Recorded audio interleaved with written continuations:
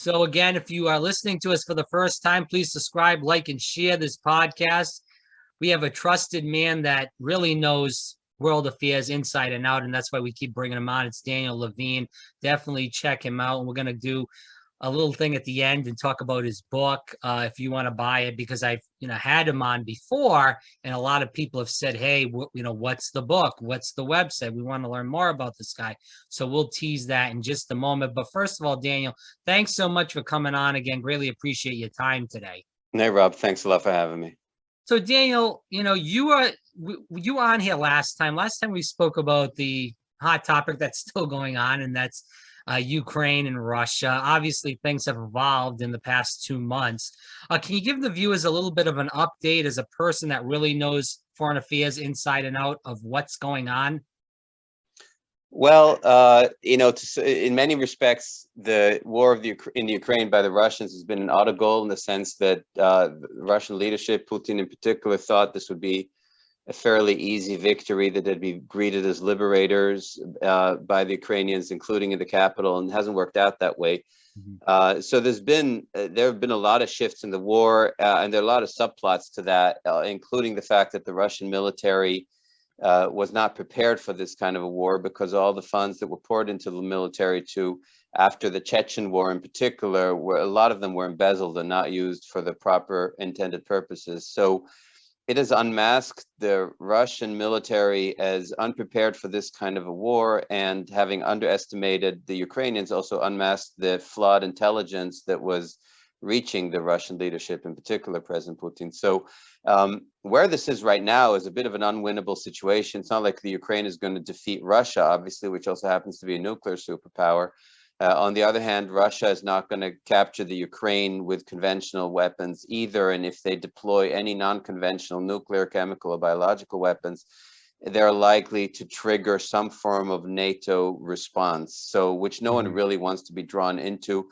At the same time, Putin is fighting for his survival. In other words, if he just pulls out of the Ukraine with his tail between his legs, he's very unlikely to survive politically. There are a lot of rumors about his health. I treat them as unsubstantiated rumors about why his face is so puffy. It could be that he's getting steroid treatment for undisclosed illnesses. People have talked about leukemia and other forms of cancer. And it could also just be that he's really vain and has Botox. So, it could be the whole range of things. I don't want to get too much into the rumors. Very few people really know, and those who really know don't talk. But what I think is certain is that if this war is treated as a defeat, his political survival is in question. And it's not that he's going to be replaced with some great liberal Democrat in Russia, but that within his circles, both in the intelligence communities and in the military, he's going to face some serious challenges. There is already a serious dislike that the military leadership and the KGB sort of heirs, the intelligence community in Russia, have for each other. So you're going to see a lot of fighting over that. And this is very dangerous because it makes him a very desperate person. So his option of political survival has to include also escalating the war, if not by non-conventional means, using things such as vacuum bombs that cause massive civilian casualties without technically being deemed to be non-conventional. So we're in a really complicated situation. I think that the victory dances of the West to say that, NATO won this and that Russia was defeated are silly. The geopolitical implications also for China are far from being clear yet, And I think we've learned enough about history that the moment you do these victory dances thinking that you outfoxed someone or won a battle, that the right after that victory dance and that hubris comes the downfall. So I think we're in a very, very tricky, delicate moment in this war. Can you talk about, is this something like the Afghan Soviet Union war back in the 80s? Are we seeing sort of the same issues go on? A little bit different, obviously, with the territory issues, but it's kind of the same, the little guy versus the big guy? I mean, there are some similarities. There's some very funny, funny is the wrong word perhaps, but peculiar similarities, even to the fact that the weapons that are inflicting the most damage on Russian troops are often the same shoulder-fired missiles, such as Stinger missiles, now replaced also with Javelin missiles. But basically, shoulder-held and shoulder-fired grenades, often started as anti-tank grenades that are inflicting serious casualties on the Russian troops. But the constellation in Afghanistan, where it was still a Soviet strategy and an insurgency by religious fighters. I mean, that was the beginning of Osama bin Laden and Al Qaeda, obviously, hating the fact that Islamic or Muslim territories were being held by heretic non-Muslim troops, and that the US was really on the side of these Muslim Islamist insurgents. I think there are too many things that are really different from the Ukraine. I mean, Afghanistan is its own sovereign country, but it's a really fractured country with warlords all over the country. And I think the Soviet Union at the time thought that they could take advantage of that fractured country, and they learned the hard way that that was really possible. And that, in fact, the more ironic thing about Afghanistan is that the US didn't learn the lessons that the Soviet learned, which is that, Afghanistan is just not the kind of country you can occupy indefinitely, right? It's just, it's too complicated. It has too much of a war culture in it. There's no real way to occupy it unless you're willing to commit hundreds and hundreds of thousands of troops for permanent occupation, which there's no real reason you should ever contemplate something like that. Ukraine's really different. I think that Putin also thought that the West was weak, was decadent, was soft, didn't do anything to intervene in Syria. Maybe that's the more relevant recent conflict. He drew the lessons that I understand in a certain way from, not so much from Afghanistan, but from Chechnya, and then in particular from Georgia. Even though Georgia is not a member of NATO, there were all these commitments of support that Dick Cheney in particular gave the president of Georgia, Mikhail Saakashvili at the time, which emboldened the Georgians to taunt the Russians. Saakashvili referred to Putin as Lily Putin because he's short. And so it kept provoking them until Russia really invaded. And what happened there is that the West really didn't support Georgia, didn't send any troops, didn't provide any real military help. So the Russian leadership basically started to view the West as soft and weak, that would never stand up to any Russian aggression. He could poison Russian individuals in the UK, as he did several times, including with radioactive isotopes and poison.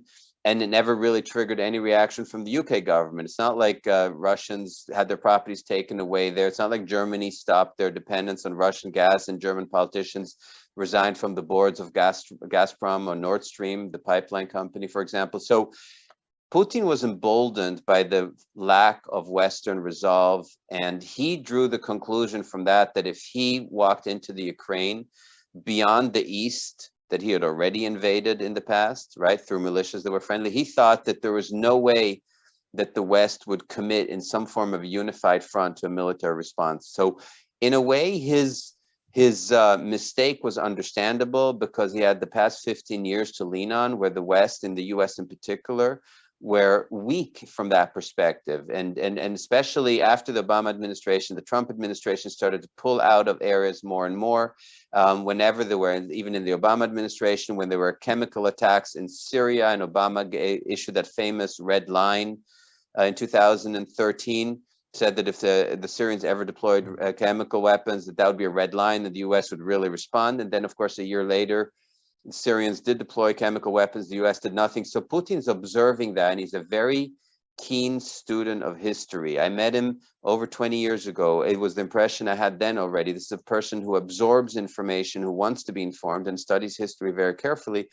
But he had reasons to believe that the West wouldn't respond. Now, he was fed not so much only about the West's response, he was fed very bad information on the Ukrainian resolve, on the fact that they would not be greeted as liberators. That's the part that he dramatically underestimated or misjudged the response of the Ukrainian people.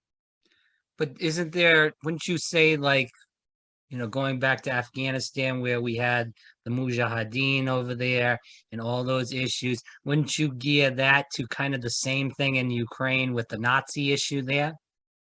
The Nazi issue is such a fake issue. It's really so ridiculous. Okay. The idea of is something, it's a trope that the Russians started to circulate years ago, saying that the regime in Kiev is a bunch of Nazis. It makes it particularly absurd since the Ukrainian president is Jewish in particular. Right. So he's sort of throwing out that Nazi term.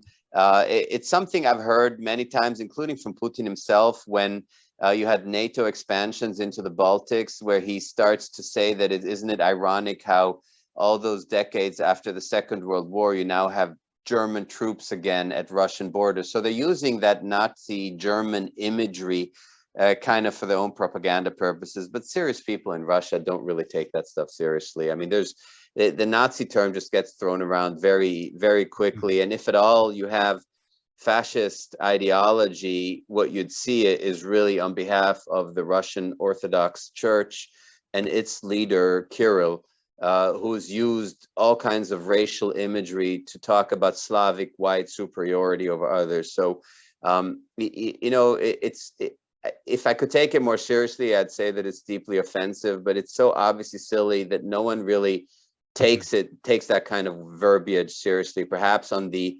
extreme right in the US, you see some people who find that pleasing, but you know that we don't have to get into that. I really don't. I don't take that kind of propaganda seriously, and the Ukrainians certainly don't take it seriously. Well, thank you for debunking that again. DanielLevineAuthor.com. Definitely check out the book Proof of Life. As we keep going on into the interview, there's so many more things that I want to get into on this, because this issue with Ukraine and Russia keeps really getting bigger, and there's a lot of world players that are in this. We are seeing right now, and I want to get into this because this just happened recently within the past few days. Finland and Sweden and even Switzerland may even go into NATO. They're looking at that. That is the issue that could worry me, especially with Russia already. You know, we don't know what Putin's thinking or what's going to go on with that issue with more of these European countries going into NATO. Do you think that's a huge issue that could set off really a bombshell as far as maybe a World War III issue? Well, first of all, let me just debunk the Switzerland part. Obviously, I'm also Swiss, and so I mean, Switzerland, now there are people who talk about Switzerland joining NATO, but that's not going to happen. Switzerland has this really celebrated neutrality. There were some discussions, and NATO has different levels. You don't need to be a NATO member. You could have a NATO partnership, such as Mongolia, which has some meaning, but it's a very limited meaning. But obviously, European countries, because you now have a war in Europe itself, which is very different from an Afghan war, a Yemen war, or even a Syrian war, even though you have refugees, you don't feel like it's really in the heart of Europe. So now some countries have rethought. And for Finland and Sweden, it's definitely serious. And one of the reasons this was such an autogol of Putin is that then there was nowhere near to any kind of political consensus in Scandinavian countries such as Finland and Sweden. Norway is, of course, one of the members of NATO, but Finland and Sweden to join NATO. And so one thing he accomplished with this invasion of the Ukraine is create that kind of awareness. So this was most definitely an autogol. Now, I know that the conventional narrative is that Russia would feel so provoked by a further NATO expansion that it might trigger further hostilities. I think that's a bit of a lazy analysis. It's one that I used to talk about decades ago. So certainly 20 years ago, towards the end of the Clinton administration, Putin was very clear on the fact that the Soviet Union and Russia as the major country in the Soviet Union would view an expansion of NATO to Russian borders as a hostile act, that the former Eastern European countries, former Warsaw Pact countries still view NATO as a hostile alliance. Now, NATO's purpose was a transatlantic treaty to deal with the Soviet Union. So when the Soviet Union collapsed, the Russians were including Putin, taking a position that NATO doesn't really have a reason to exist anymore. It's no longer, a transatlantic treaty for that. And there were some European countries, such as France, that tended to agree with that, even though there were NATO members that always had an uneasy relationship with NATO.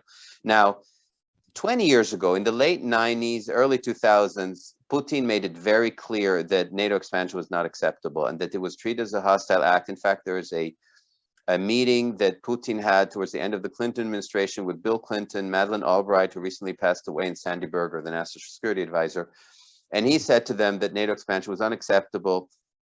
And they kind of said, well, and especially Madeleine Albright, who was born in the Czech Republic, said that she knows Russian threat and Soviet threat, and it was necessary.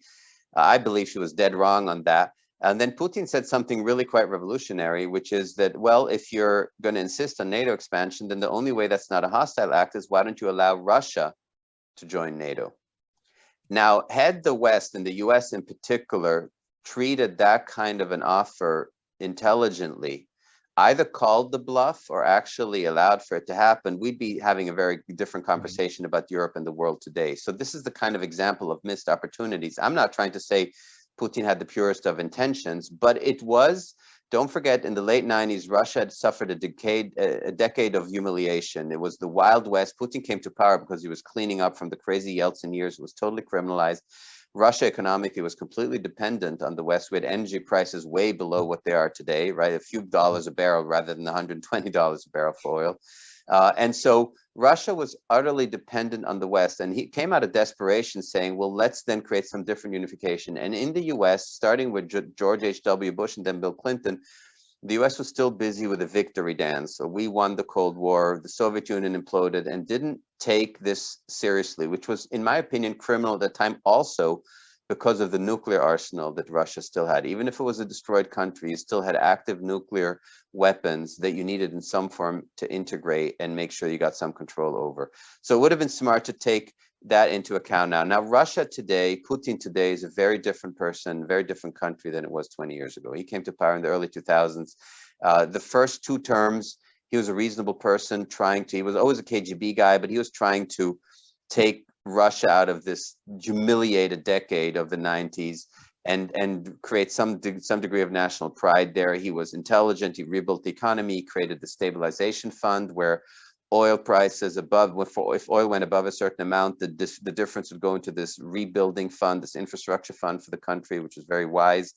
He made many good decisions. Then something changed, which is that the Russian constitution only allowed for 2 terms for the presidency. He didn't run for a 3rd term. He put Dmitry Medvedev, who had been his prime minister, in as president. He became prime minister and made Medvedev change the constitution so that he could turn as president for life, essentially. And once that happened, just like in China, when you undo term limits, this autocracy becomes unchecked. And that's when the decisions that these autocrats make become bad decisions. You see it in China, and you most certainly see it in Russia. So to me, this disastrous decision to invade the Ukraine, disastrous for Russia now, forget the Ukraine, it goes without saying.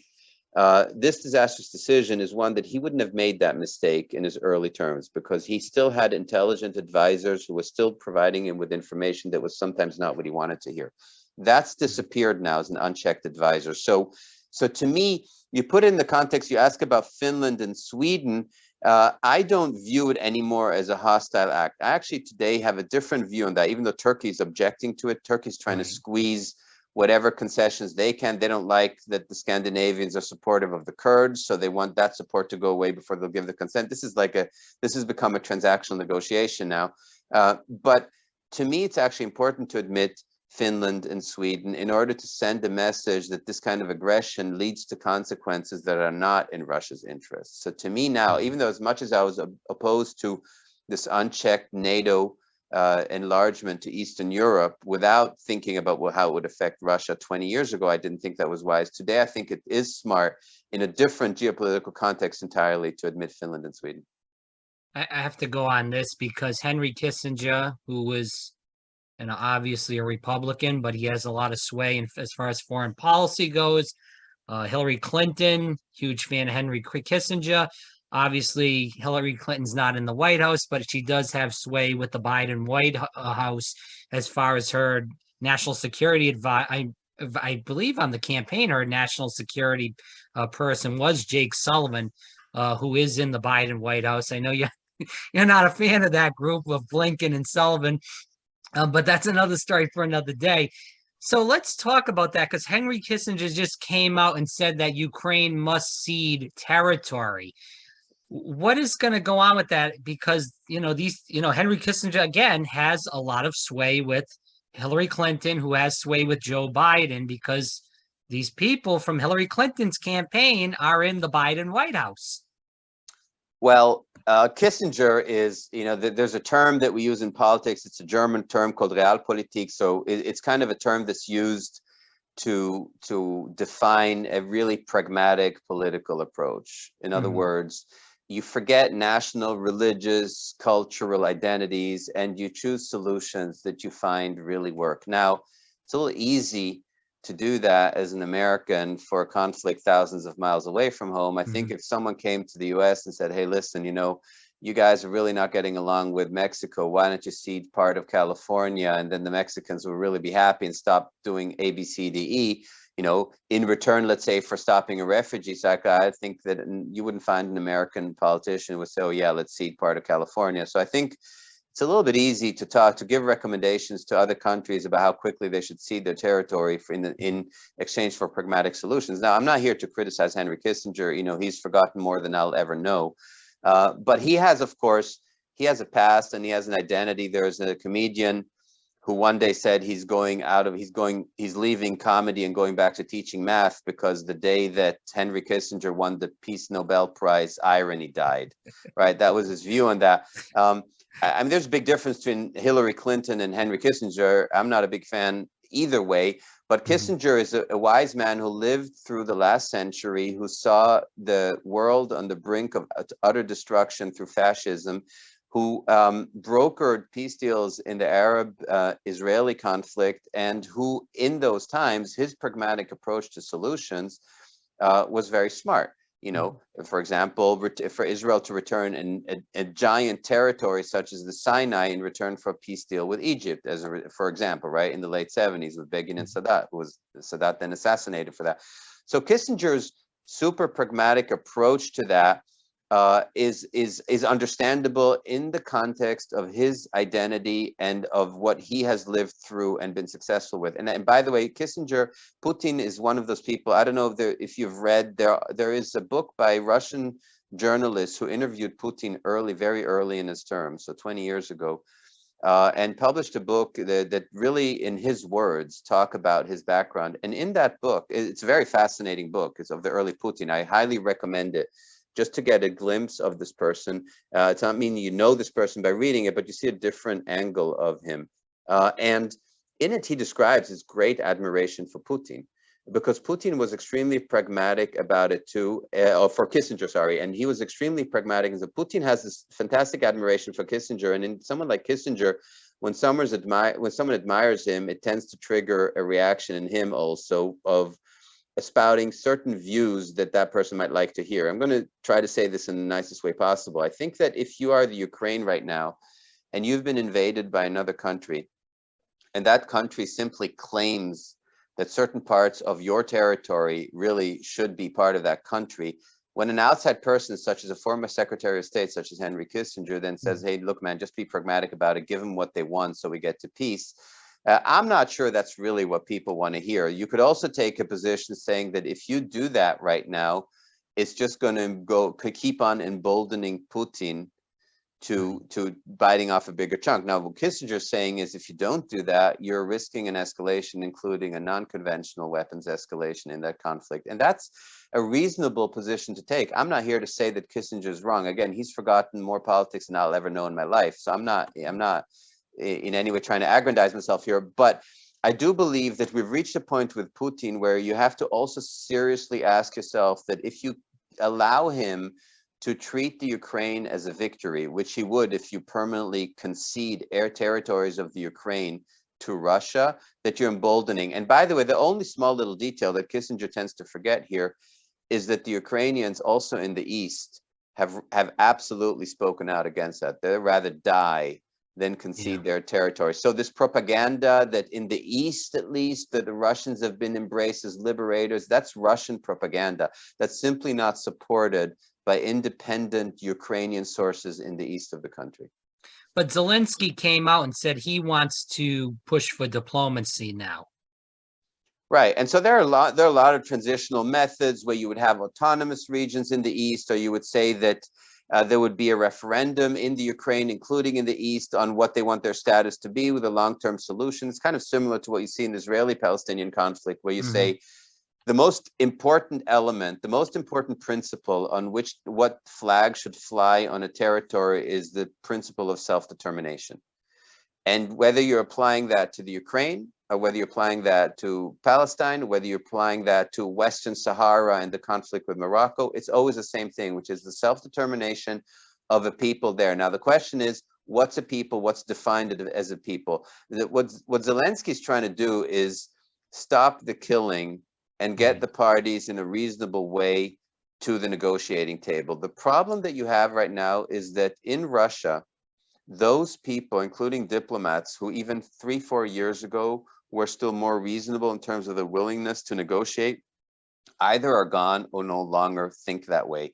Guy like Sergei Lavrov, the foreign minister, who years ago was considered kind of a wise old man, had a bit of an exaggerated sarcasm, maybe got up people's nerves because he seemed like a bit of a blowhard, but certainly emboldened in the Trump years when he and the ambassador at the time had, you know, a direct audience in the Oval Office where Trump was railing against his own sitting intelligence director, right? So, I mean, they were emboldened by that. But even at the time, Lavrov was considered a very seasoned, intelligent diplomat who quietly behind the scenes worked, including with the Americans, on solutions in other parts of the world, such as Syria, also for American hostages, and was a really intelligent, subtle counterpart.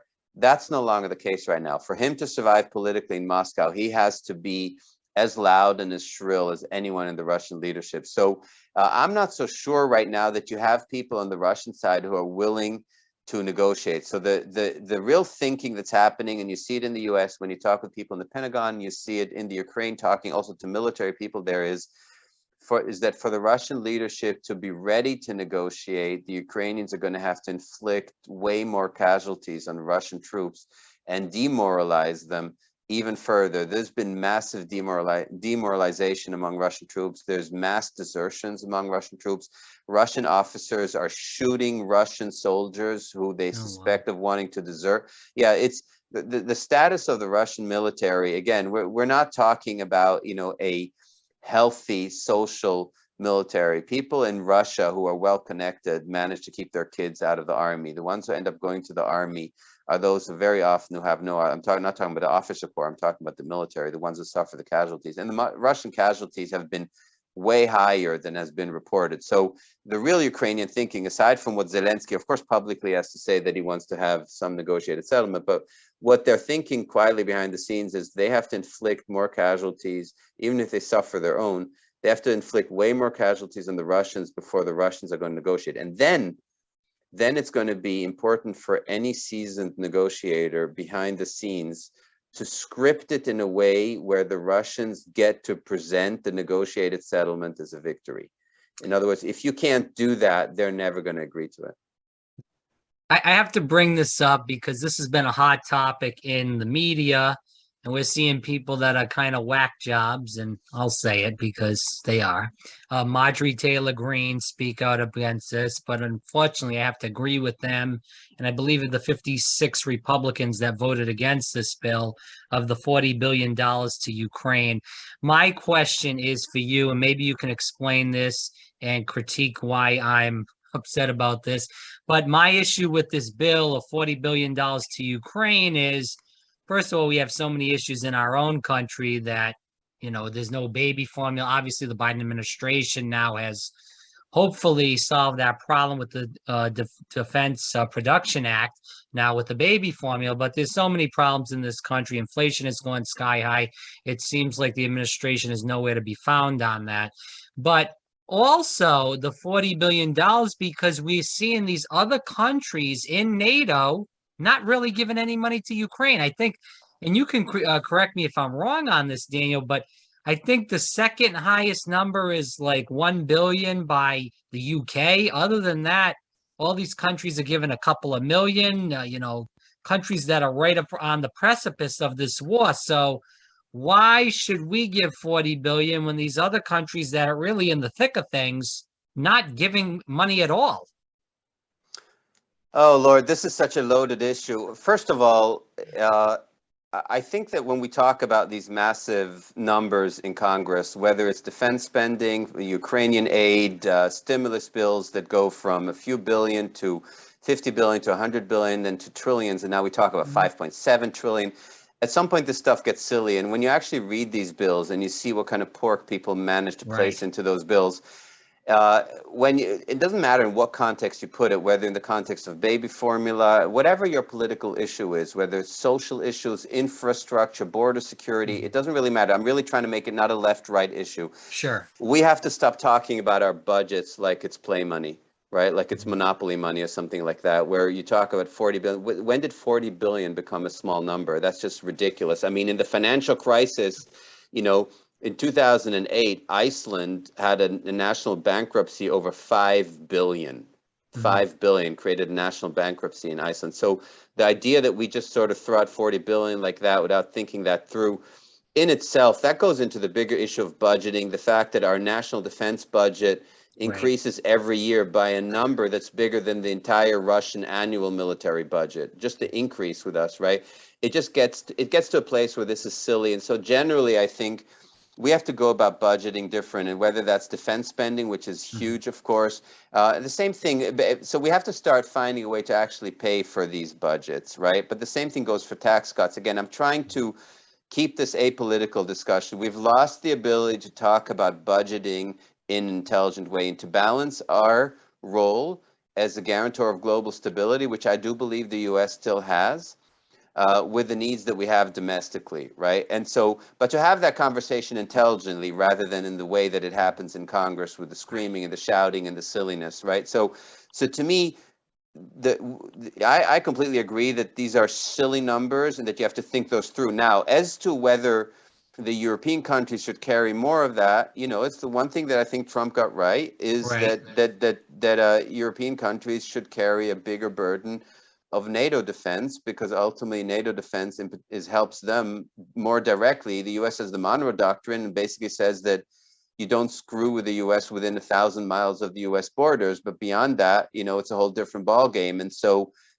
you know, we're talking about conflicts that are thousands and thousands of miles away, and so European countries should carry a bigger load of that, in particular wealthy loads. Now, it shouldn't be looked at in absolute numbers, but rather in GDP per capita percentages, right? So that's the fair way to look at it. So you do have countries, small countries in Europe, even countries like Belgium, the Netherlands, that Mhm. actually carry a really high share also of Ukrainian funding and support relative to their population and to their GDP. So in relative terms, it doesn't look quite as crazy as it sounds, but there are certain. So Germany is the biggest culprit here. Now, Germany's claiming two things. One, that Germany, Austria, Central European countries get more overwhelmed with Ukrainian refugees and have to carry that burden, which costs billions of integrating them into their societies, right? Number one. Same thing with they claimed for Syria and Afghanistan and Iraq, which is that those refugees are flooding their countries, destabilizing their own politics. And the second thing that they're claiming, in particular in the Ukrainian conflict, is the additional cost of energy that they're going to have if they finally cut off or close the Mhm. spigot of Russian oil is going to cost them a whole lot more than 40 billion, right? And now, in part, that's a massive leadership failure, because people have been talking to them, and I count myself as that. I've been involved in conversations where I have begged European countries, including Germany, to open up pipelines, no pun intended here, meaning sources of energy from liquefied natural gas that the Qataris are providing to different sources of oil, including oil that is cheaper than Russian oil, in order to create alternatives. And there was such a political corruption, in particular with the center-left party, the Social Democrats around Gerhard Schröder, the former chancellor, in being in bed with the Russian oil companies and the leadership around Putin, that Germany never severed those ties. So to me, Germany's in a slightly different pocket here, where you absolutely can say to them, you guys have to start, you have to shoulder a financial burden here that's multiples higher than what you're shouldering right now. But we're saying, so right, so you're asking me this question, a few things are true. First of all, we can't just throw out 40 billion for foreign aid Yeah. without thinking that, like, numbers that we used to talk about how 1 billion to Pakistan was crazy, or 1.5 billion or 2 to Israel was crazy. And that's military aid, which in other words, those are often loan guarantees to buy American weapons. Actually, that's not just cash being transferred into the country, right? So it actually helps American industry, whereas just 40 billion of aid just being passed in Congress, I do believe we have to stop budgeting that way, but that's a whole separate conversation. Well, whether the Republicans were grandstanding, which I think most of them were on that issue, Rand Paul came out, and I'm not a huge fan of him, but he did come out and say this, and I agree with this 100% in the Senate, saying that, and he was trying to pass an amendment on this bill to say we need to know where this money is going. A lot of this money, and a lot of people that are progressives that Unfortunately, a lot of the progressives vote. I think every progressive voted for the bill in Congress, but I know people that are progressive, such as myself, are worried that this money is just going to the American defense contractors and not to the Ukrainian people, the Ukrainian army, and it's just going to the defense contractors. I think that's where people are saying, hey, we need to see what the accountability is and where all this money is going. Yeah, I agree with that. The problem with Rand Paul, he's really selective about the projects he supports and doesn't support. Right. I mean, I do believe we have to be smart about these giant foreign aid bills and not just support American defense industry. And that should go Right. whether you're Republican or Democrat. Unfortunately, what happens in Washington is if you have a Democratic president, pushing for this kind of a bill, then you're going to get all the Republicans opposing it. And if you had a Republican president pushing for it, you're going to get all the Democrats opposing it. So we've lost this is for another day, for another conversation, but we've really lost the ability to govern intelligently. I'm not saying it's an equivalent between the parties. I have my own personal preferences, but in terms of we're just degenerating to a tribal structure now. The problem with Rand Paul is that he has a tendency to poison these types of bills, right? So he inserts these poison pills where he's acting like he's hiding behind some principle and he's really just trying to poison it. The question you have to ask yourself with Rand Paul is he and his father, their political philosophy is really isolationist, right? They really do believe, and they also brand themselves as fiscally conservatives. Well, if you're fiscally conservative, why are you voting for tax bills that you can't pay for? If you're fiscally conservative, why have you voted for debt increases that way too? So it's the hypocrisy, I think, of it all that sort of delegitimizes his position. Now, I happen to disagree with him on the fact that I do believe, I'm very critical of US history, of US leadership, current leadership, past leadership throughout the administrations. I've been critical of foreign policy in the Obama administration and of the Trump administration. The issue we have to ask ourselves is we still are in the post-World War II order. The 20th century brought the world to the brink of extinction. I'm Jewish. I lost family in the Holocaust.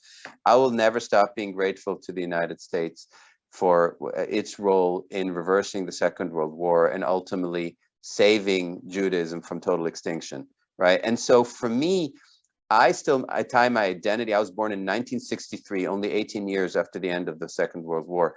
My identity is very much still tied to looking at the US as some form of a shining light with all the warts and all the flaws that it clearly has, both as a DNA in its history and also currently, its political structure, the two-party system, the gerrymandering. We don't even have to get into all the problems that exist, the racial problems that exist, the tribalism, the hatred between left and right. Even the words left and right don't even mean anything anymore, right?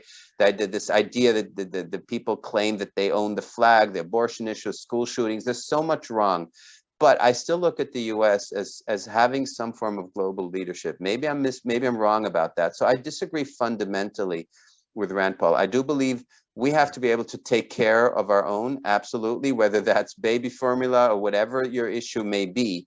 But at the same time, also find a way to be a force. Because if we pull back from the world stage, which definitely the Trump administration was advocating, which Biden has done in Afghanistan, if we pull back from the world stage, that's a vacuum that's going to be filled by Russia and China.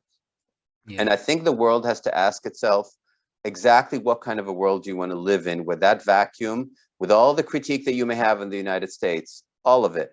Just close your eyes for a moment and think what the world is like when the US pulls back entirely, just becomes another country, not even a hugely high population country. You have countries such as Indonesia with similar sized populations, right?